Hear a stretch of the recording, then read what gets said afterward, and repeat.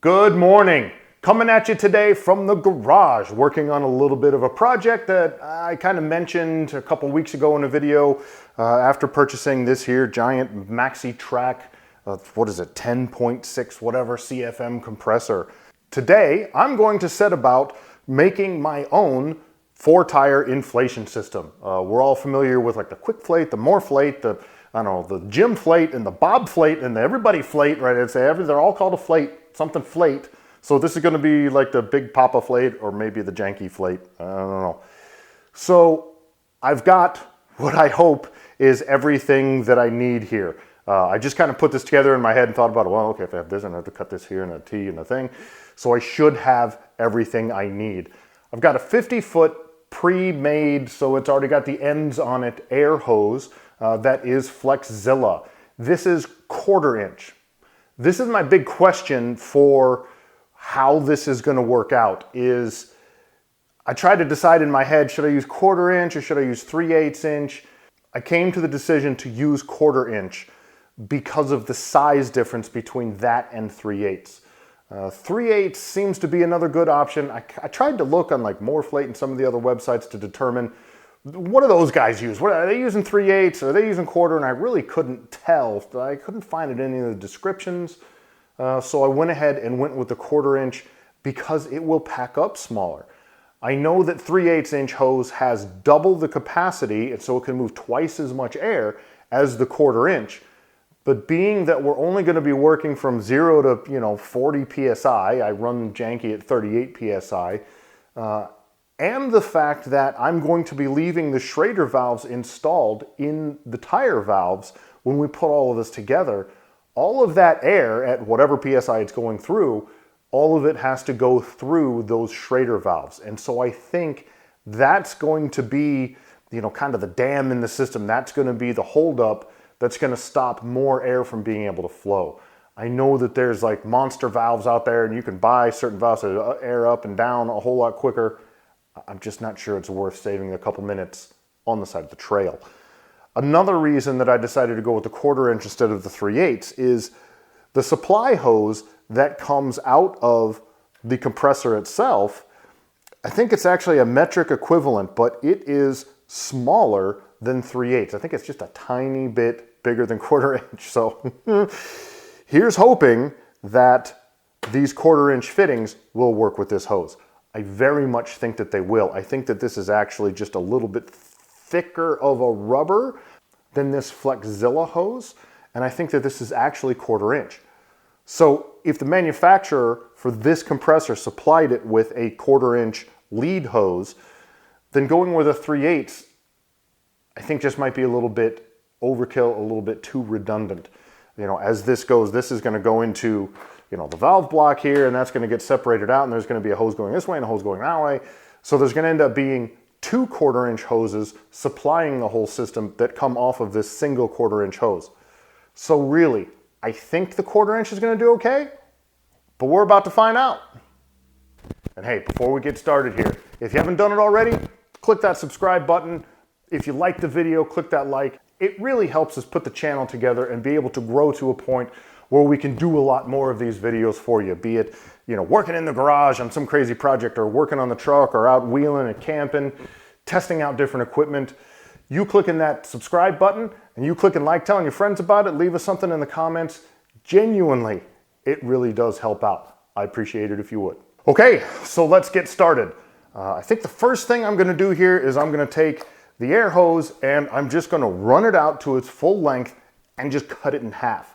It's going to end up being 2 different sides that come off of this manifold. One's going to come off of each side. So cutting it in half I think is a great place to start. So let's go ahead and get this unwound and get that taken care of. Okay, so you can see I've got the hose laid out on the ground right out here next to Janky. You can also see that bright yellow color coming through. 2 of the things I really like about this particular hose, this Flexzilla hose, I really like the color. Call me crazy, but I think it looks cool, and B, this isn't something that you're going to accidentally leave behind anywhere, and you probably wouldn't leave 50 feet of hose anywhere anyway, but you're not going to lose this in the mud. It's not going to disappear. The other thing that I really like about this, and one of the reasons I chose this hose over something that would be a little bit less expensive is look how flat it's laying. This is brand new, brand new, brand new, just took it out of the package and it lays perfectly flat. This hose theoretically doesn't have any, well, I think what they call coil memory, so it will just lay flat at any time. You just unroll it, boop, there it is, and it's a lot easier to use. Okay, so right here is the middle of the hose. I didn't actually measure it. I just kind of dragged it out, and this is about the middle. If we're off by an inch or two, really nobody's going to care.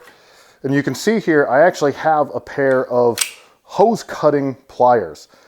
If you don't have some of these hose cutters like this, you can cut this with a pocket knife, you can cut it with a razor blade. I really don't like the idea of cutting it with a pair of dikes or diagonal cutters, wire cutters, because it doesn't give a very straight, very good cut, and a lot of times it won't match up very well with the fittings, and you want things to line up real nice. So we're just going to go ahead and cut this right there in the middle. Boom. So now we've got that done.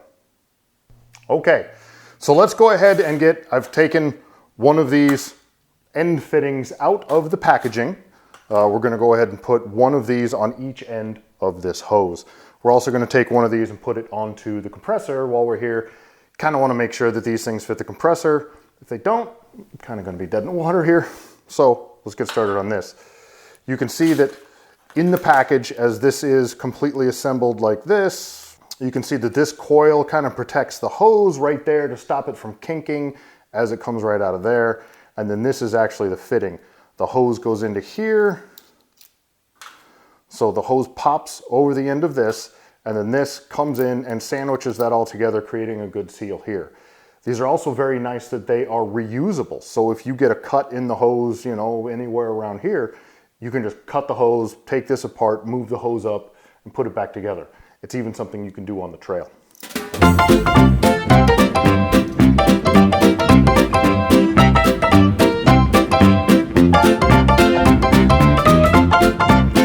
Probably easier with like a little soapy water or something. You know, even if I spit on it.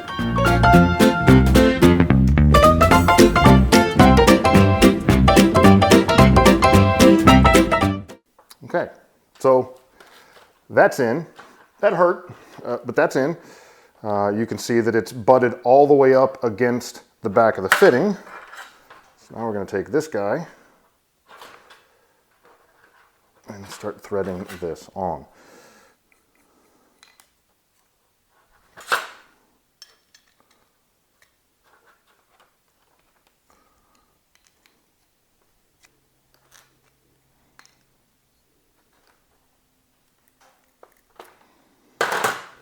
Okay, so now this is all screwed together. This is all nice and tight. Now we just advance that back up the hose. Boom, and there's one end. As long as I've got this here in my hand, I'm gonna go ahead and put one of the fittings on here.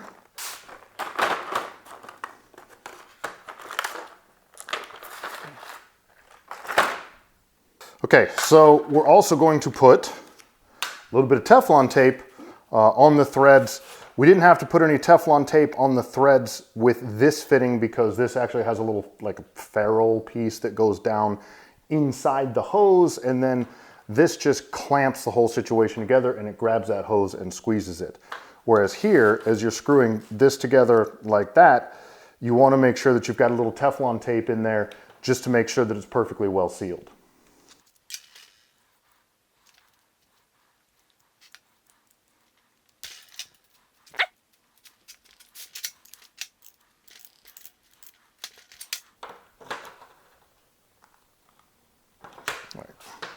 And these are aluminum fittings, so you don't want to tighten them down too tight. You can crack them fairly easy.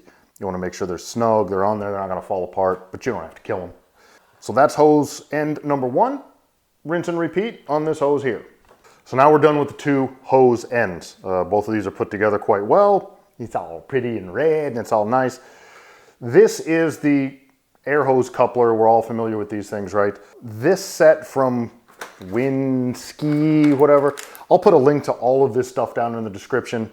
So this set is a push to connect system where we're all familiar with the ones where you got to pull the collar down. This one, you just push it in and it connects You pull the thing and it comes off. You don't have to pull this back. So it's just a little bit easier out on the trail, whatever, you just boom.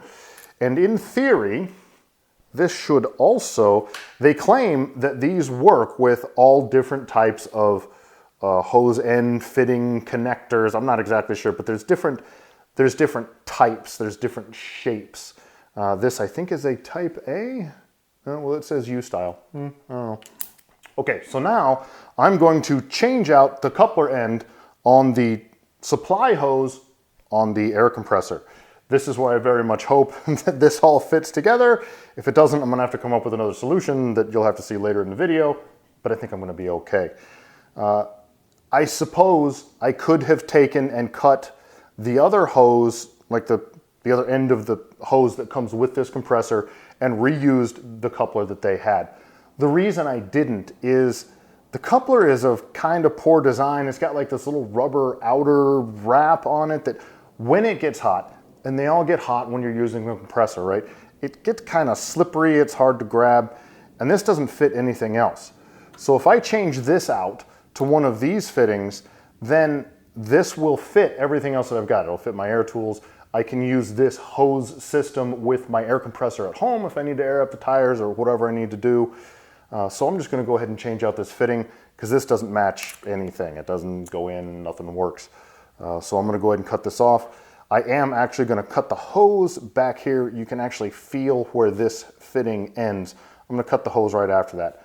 I'm losing about 1 inch of hose, but I don't think that's that big a deal. And then I've got virgin hose to be able to use. I think it'll seal up a lot better. Boom. Point of no return, right? Now, if this doesn't work, everything's screwed.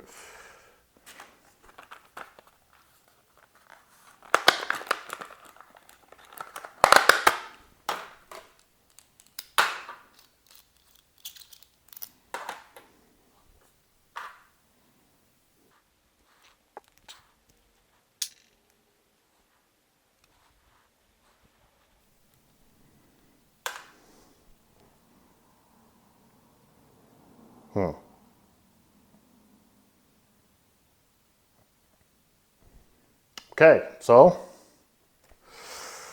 I'm gonna have to come up with a new plan. Okay, so that didn't work. So the fact that this hose is thicker than the Flexzilla hose, and these fittings are specifically designed to work with the Flexzilla hose, that doesn't fit on there, and this doesn't fit it. Not gonna work. So I guess I will just have to save this. I have an extra one of these now. I'll just throw it in the parts bin, and in case something goes wrong on the trail, I've got an extra part. I'll just have to go to a local parts store and procure. You've got little insert pieces here that have the 1/4 inch NPT on them, and then put a hose clamp on it. What are you gonna do? All right, so next thing we need to do is we need to cut into this hose somewhere in here so that we can add a hose that goes up to the tire there. So I'm gonna come in here and I'm just gonna build myself a little bit of slack. So let's say, let's give ourselves a loop a little bit like that. So this little loop here, if I'm using this on a different truck, a different vehicle with a different wheelbase, this should give me enough slack. This has a 106-inch wheelbase. I wanna say a 4Runner has 110 or 111, so it's only a few extra inches. This here is probably an extra, 12 inches or something like that. So this should do us fine. And really, I don't see myself using it on much else anyway. So I'm gonna go ahead and cut this here. Hold, please. So again, I'm gonna use my handy dandy hose cutters. I'm gonna go ahead and cut this here. And then I wanna take this and I wanna build, probably a 10 or a 12-inch leader that's gonna go from the T-fitting up to the air valve. So if I kind of take this from the air valve, which is almost all the way at the top, and I just kind of let it fall to the ground, I think that should do us just fine. So let's go ahead and cut that there.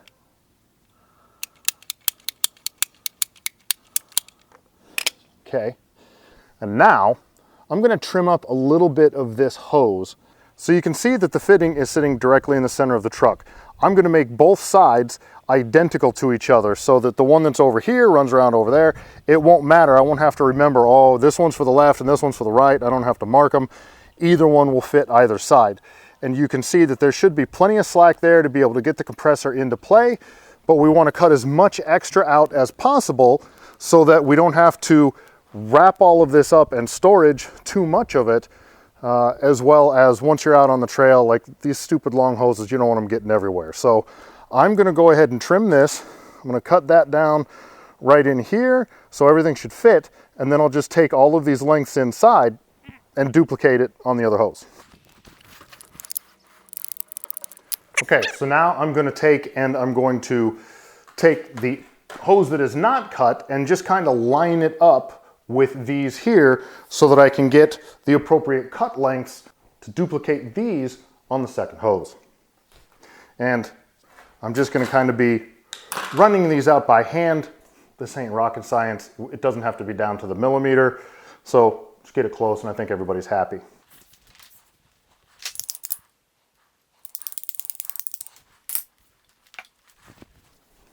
Okay, so to double check, line those up. Close enough.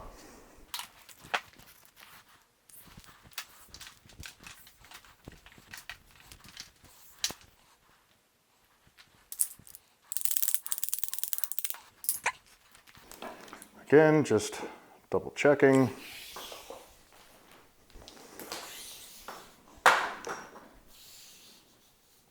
Yeah, I was a little bit farther off that time. Just in the name of continuity, let's go ahead and make those the same. I don't know if I cut it too long or too short, but now they're the same. So now we want to take the piece of fall off from here and recreate this. A little leader hose to go to the front tire.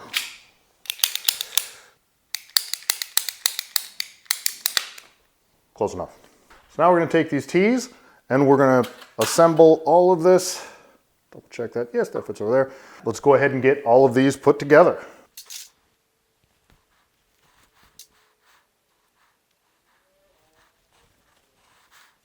And here's a little tip for when you're assembling air or water, any kind of hose, and you're using these barbed style fittings.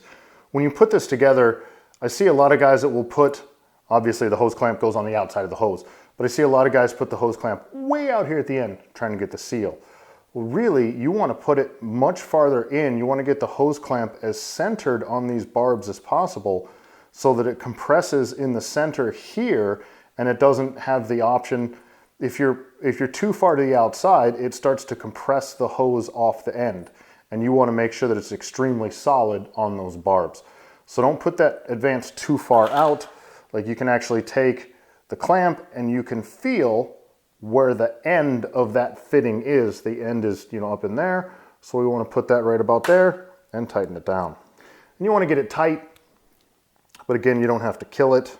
You kind of also want to be careful too that when you assemble this, you put all of the hose clamp screw bases in places where they can kind of live together like this. Okay, so the T is in place.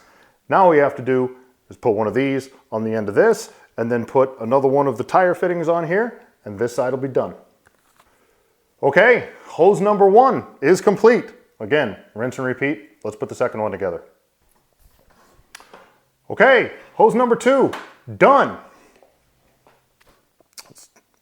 So I kind of want to show you the air fitting that I chose and kind of tell you why I chose this.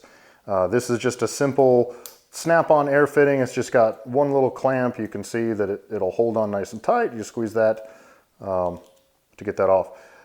I know that the more popular version is actually round. It's not squared off. It doesn't have a leather like this. It's got a little piece that you kind of pull down this way. I'll probably put a picture in here if I can find one. So the reason I went with one of this basically is just comfort. I like the way this works. You just kind of push that down, put it on there. It's super easy, it's super simple, and they tend to hold tight. This particular setup that I chose, and it's from AstroAI, again, I'll drop a link in the description down below. These are what's known as a closed system. That If it's just sitting out here just like this, out in the world, it is closed, so air won't go through here. It won't actually run any air through this valve until it's clipped onto a valve. So if you only have to air up one tire, boom, you just put one of these on, the other one's still sealed, you don't have to worry about it.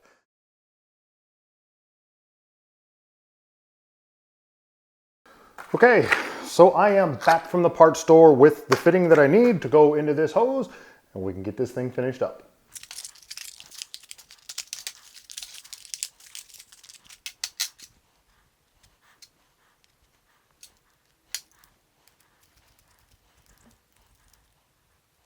All right, so here's a little tip for when you use Teflon tape on things like this is when you put the tape on, you want to wind it around in the same direction that you're going to be tightening the two objects together. So you can see I'm winding this around.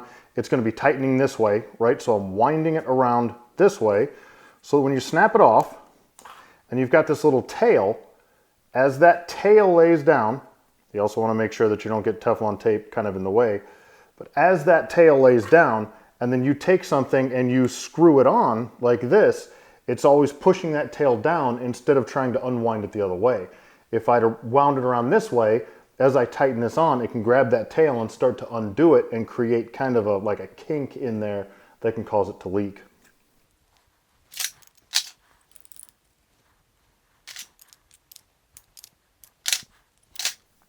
One more thing to kind of note on this, and something to kind of be wary of when changing out a system like this.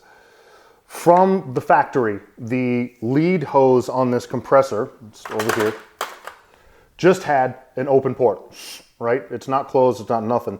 So if it wasn't plugged into anything and you turned it on, it would just blow to its heart content, right? And I have put on an air fitting. That means it's closed unless you have a fitting engaged into it. So at this point, it'll just blow air out. But if you take that out, it closes this valve. And this can be a little bit dangerous and something you want to pay attention to, that if you plug this in and turn it on, it's instantly going to fill this hose and it's going to overpressurize and it'll probably just blow a fuse in here. It may have an overload protection that could turn it off, but it's still kind of a bad idea. So what I'm going to do is just take one of these fittings and just let it live in there like that. So when I'm out on the trail and I'm ready to use this, I can plug this in, and if it's accidentally switched on, when I put the battery leads on there, if it fires up, it can just blow out through here and it won't overpressurize. And then when I go to hook it up to the air inflation system, just pop this out, pop the inflation system in, super easy. And I'll just keep that in my pocket, put it back in when I'm done, and storage it like this. So now that we're done, let's go test it out. Okay, so as you can see here, I've got the hoses kind of laid out. You can't see the other side, but you just take my word for it. It's there. The compressor's here. And so let's start plugging things in and get ready to do this. So test number one is making sure that when I plug this in, if I hold my thumb over this and keep this pressurized, that other air fitting doesn't spray any air out. And you can see it's sealed. Another thing I notice right away when I do this is when I release this, you'll hear it go, right? And there's only a little bit of air coming out there. I hold my thumb on it and I can hear it pressurize up, which means the Schrader valve in that tire valve is only letting out enough air to slowly fill this 1/4 inch line. So unless we remove the Schrader valves from the valve stems, I think this 1/4 inch is going to handle all of the air that it's supposed to. I think it's going to do just fine.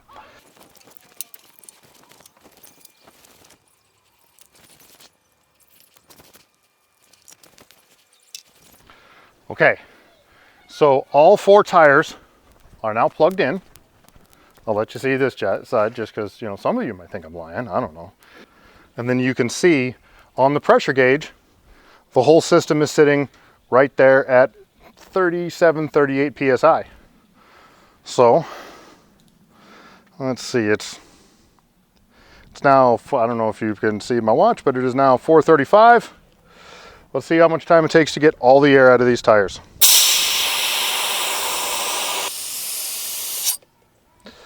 Okay, so we're about 1 minute in, and now we're down to about 25. So it is letting the tires out, letting the air out. But you can see, even with just the 1/4 inch, when I shut it off, it takes just a second to fill the whole system back up. So I really do believe that if I'd have done this out of 3/8 hose, maybe there could have been some measurable difference, but not a whole lot. I really think that the problem here and the speed at which this is going to inflate or deflate is going to be based on those Schrader valves.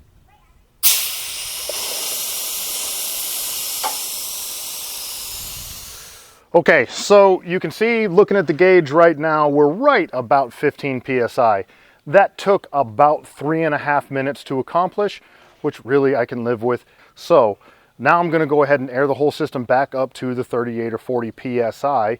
We'll see how long that takes. Yeah, but so far, I think it's working perfect. Let's get this hooked up to the compressor and see what we can do.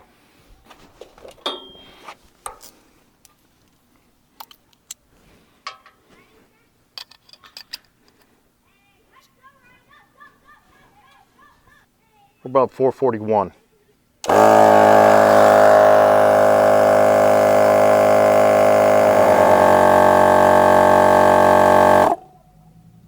Boom. So now at 38 PSI, and it is 444. So that took 3 minutes to air that up.